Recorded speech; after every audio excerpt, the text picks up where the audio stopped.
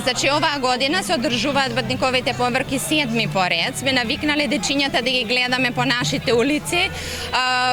Ја носат секогаш Божичината пештера, ја пеат песничката Вечниот Бог, која што е всушност нашата химна и го објавуваат Христовото раѓање. Меѓутоа, последните 2 години, поради состојбата со коронавирусот во светот воопшто, ја немаме таа среќа. Меѓутоа, нашата мисија задниве 2 години е хуманитарна.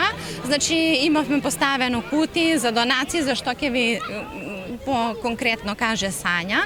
Би сакала да упатам само една порака до сите христијани православни кои што го слават овој празник, а тоа е дека светителите веруваат во единството во небесната и земската црква. Ако небесната црква ја сочинуваат Отецот, Синот и Светиот Дух, земјената црква ја сочинуваат сите христијани. Значи, треба да правиме добри дела, затоа што тие секогаш се од Бога.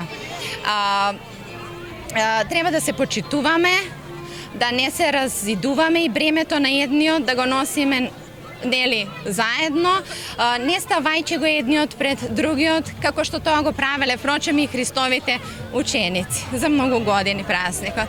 Најнапред да им се заблагодарам на сите граѓани на нашиот град Куманово кои донираа во нашите кутии и со нивна помош и нивната доброчинство оваа вечер 15 семејства ќе се радуваат заедно со нивните срца. Така да радувајте се христијани, затоа што сетворителот на животот се раѓа.